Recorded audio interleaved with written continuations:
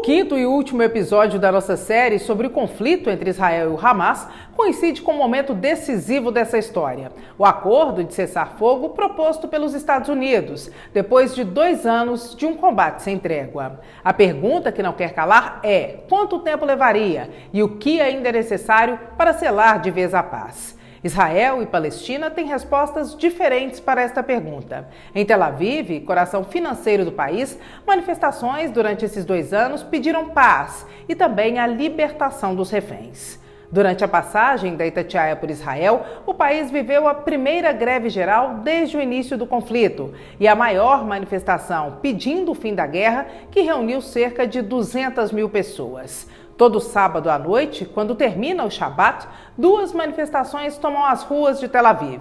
Uma delas é política. Acontece em frente ao Ministério da Defesa e responsabiliza o primeiro-ministro Benjamin Netanyahu por não encerrar o conflito com o Hamas. A poucos metros dali, a outra é um clamor desesperado, o protesto fixo na chamada Praça dos Reféns.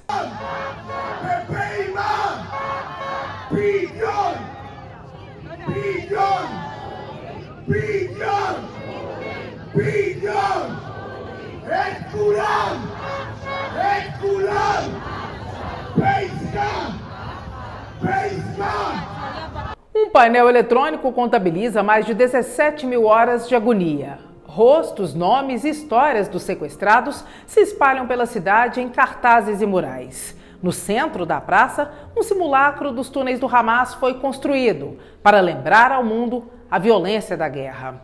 Bom, aqui do lado de fora nós estamos vendo uma simulação nessa praça em que acontecem as manifestações pela liberação dos reféns. Nós estamos vendo uma simulação dos túneis do Hamas na faixa de Gaza, segundo esses manifestantes. Então nós vamos entrar aqui dentro de um desses túneis e é uma simulação.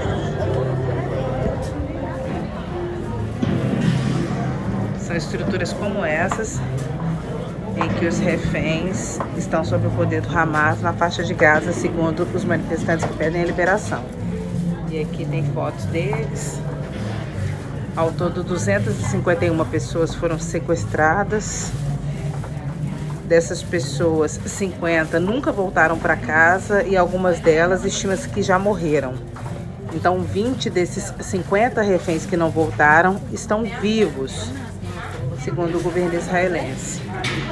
Mas também não se sabe ao certo, é uma estimativa. E esse túnel é uma simulação dos túneis do Hamas na faixa de Gaza. Boa parte desses protestos é também contra o governo. Manifestantes acusam Netanyahu de prolongar a guerra por interesse político. André Leist, presidente executivo da ONG Stand With Us, explica o impacto da guerra no cenário político interno. A gente está falando de eleições no próximo ano, né? Em 12 meses, pode ser em março, pode ser em junho, mas no máximo em outubro tem que ter eleições. A gente está falando de uma população, uma parcela considerável da população que é contra a continuidade da guerra, mas veja, é muito dividido, né? Existem pessoas que são contra a continuidade da guerra, ou seja, são a favor de um acordo para liberar os reféns, mas não significa necessariamente que eles são contra derrotar o Hamas. Eles podem querer derrotar o Hamas, mas não agora.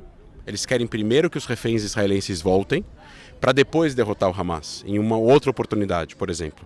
Tem pessoas que são a favor de eleições já, tem pessoas que são a favor agora de uma comissão de inquérito para descobrir o que aconteceu no 7 de outubro. Então, é muito heterogêneo. E seria leviano da nossa parte afirmar 70% da população israelense é contra a guerra. O que significa ser contra a guerra? Contra a guerra contra o Hamas? Não necessariamente. A gigantesca maior parte da população israelense é a favor da derrota do Hamas. Mas a que custo e como e quando?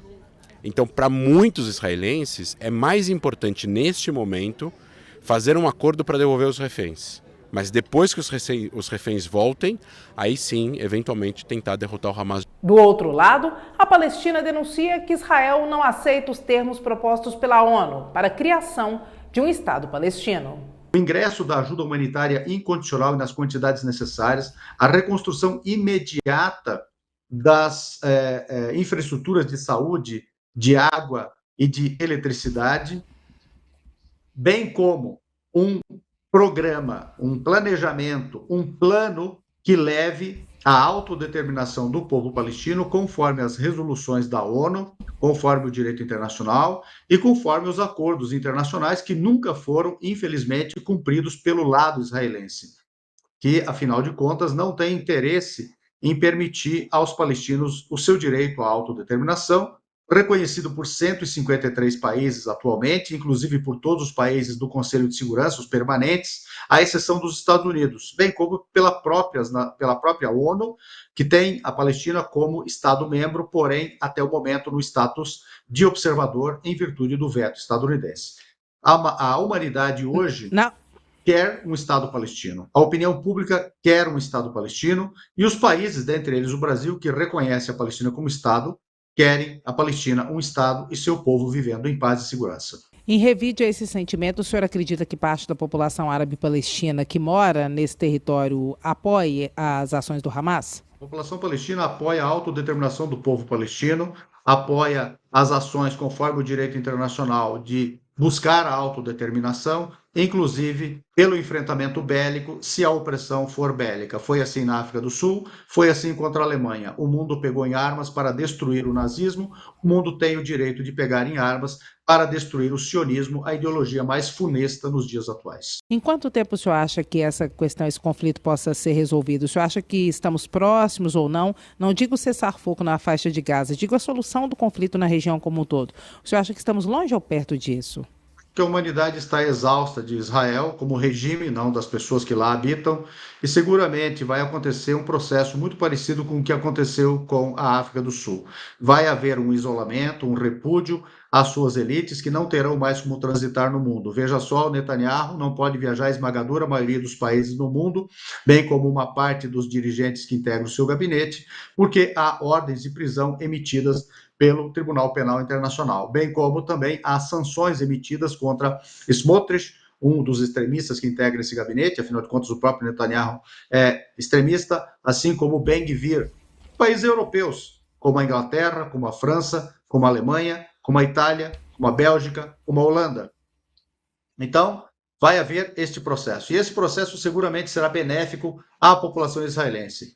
Eu não acredito que a população israelense, confrontada com o genocídio adequadamente, vai aceitar o seu papel de genocida naquilo que a gente chama de experimento social genocida. Para Leist, por outro lado, as propostas que alteram as fronteiras de Israel não são aceitáveis. E é justamente essa divergência que está na origem de todos os conflitos. A criação de um Estado palestino viável, em segurança, em paz com Israel, ao lado de Israel, em fronteiras seguras, com certeza é uma derrota do extremismo.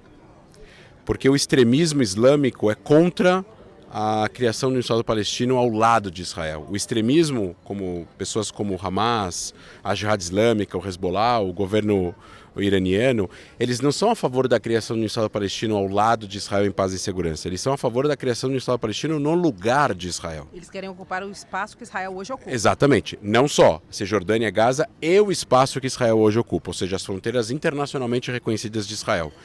Então, a criação de um Estado palestino, num futuro, que não vai acontecer agora, porque é inevitável que exista um processo de maturação do que aconteceu.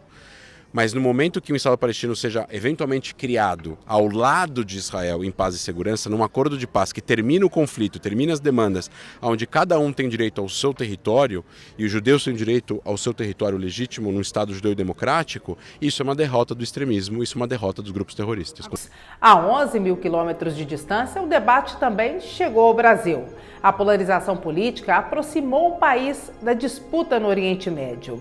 Muitas lideranças da direita passaram a defender Israel. Na esquerda, cresceu o apoio à causa palestina.